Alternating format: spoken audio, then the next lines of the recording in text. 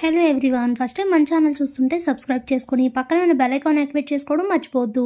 వీడియోలోకి వెళ్ళినట్లయితే రాజ్ సీతారామయ్యతో మాట్లాడి వెళ్ళిపోయిన తర్వాత ఆలోచిస్తూ ఉంటారు రాజ్ అన్న మాటల గురించి సీతారామయ్య. అప్పుడే తనకి రాజ్ చెప్పిన మాటలు కూడా నిజమే కదా, కావ్య సీఈఓగా ఉండడం వలన ధాన్యలక్ష్మి ఈరోజు ఇంతలా ప్రశ్నించడానికి అవకాశం మనమే ఇచ్చినట్లయింది.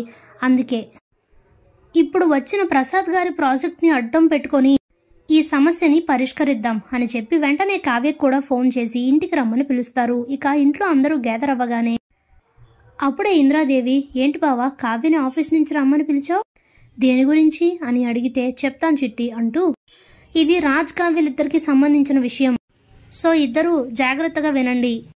ఇప్పుడు ప్రసాద్ గారి ప్రాజెక్ట్ మనకి వచ్చింది కదా, ఇది యాక్చువల్గా చాలా కరెక్ట్ టైంకి వచ్చింది.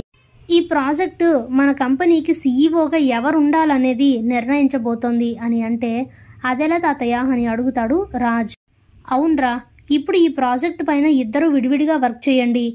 ఎవరు వర్క్ అయితే త్వరగా ఫినిష్ చేసి ఎవరి వలన అయితే మనకి ఈ ప్రాజెక్ట్ వస్తుందో వాళ్ళే నెక్స్ట్ సీఈఓగా కంటిన్యూ అవుతారు. అలాగే ఇంకో విషయం కూడా, నువ్వు గనక ఈ ప్రాజెక్ట్లో ఓడిపోతే కావ్యని నీ భారీగా ఒప్పుకొని మన ఇంటికి తీసుకురావాలి అని చెప్తారు సీతారామయ్య.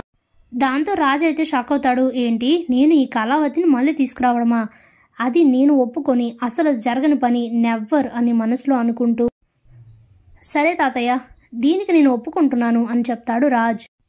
సరే అయితే ఇంకెందుకు ఆలస్యం, ఇద్దరు వర్క్ మొదలు పెట్టండి అని చెప్తే ఇక అప్పటి నుండే వర్క్ అయితే స్టార్ట్ చేస్తారు ఇద్దరు.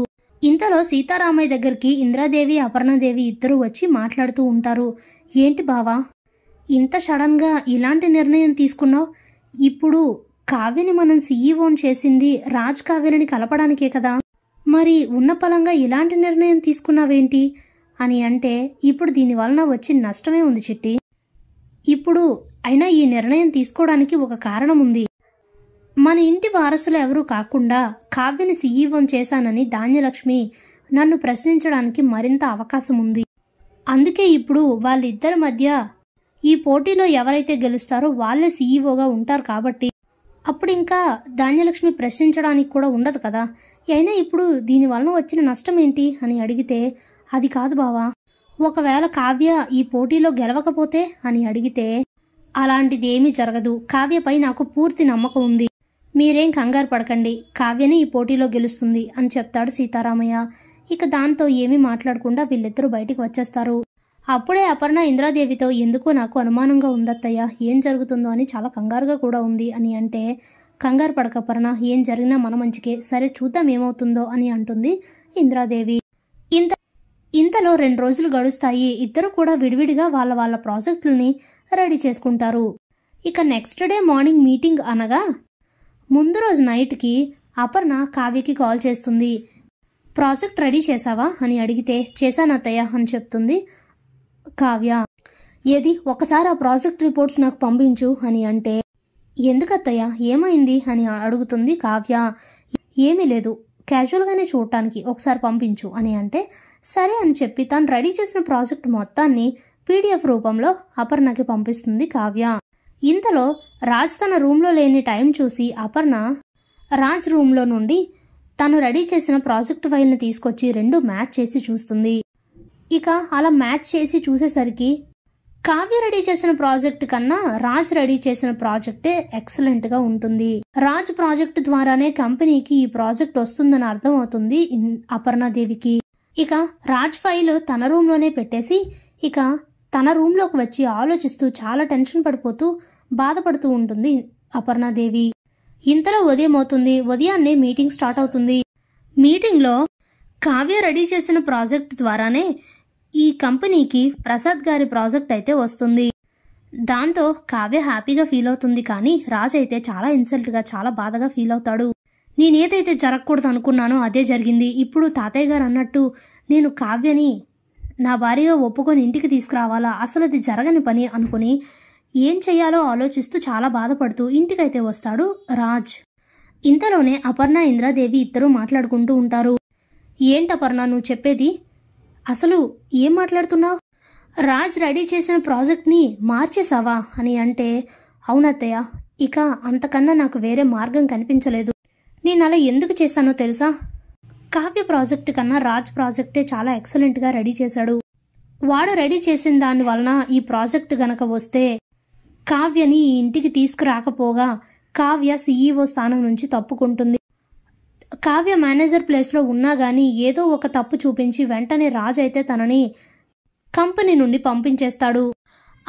అప్పుడు వాళ్ళిద్దరూ ఇక ఎప్పటికీ కలవరత్తయ్యా. అందుకే నా కొడుకు ఓడిపోయినా పర్వాలేదనే అందుకే నిన్న రాత్రి వాళ్ళిద్దరి ప్రాజెక్టులని చెక్ చేసి రాజ్ చేసిన ప్రాజెక్ట్లో కొన్ని మార్పులు చేసేసి వెంటనే ఆ ఫైల్ అక్కడే పెట్టేశాను. అప్పుడు మ్యాచ్ చేసి చూస్తే రాజ్ ప్రాజెక్ట్ కన్నా కావ్య ప్రాజెక్టే బాగుంది.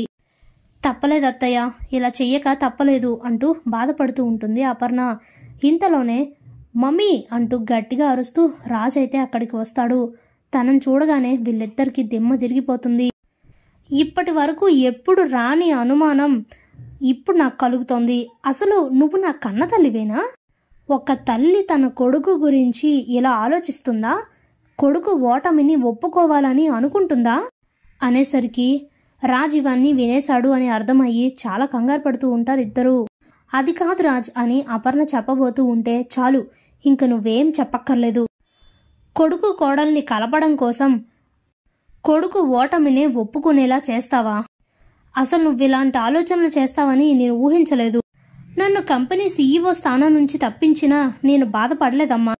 కానీ ఈరోజు నా కన్న తల్లే నన్నింత మోసం చేస్తుందని అస్సలు అనుకోలేదు.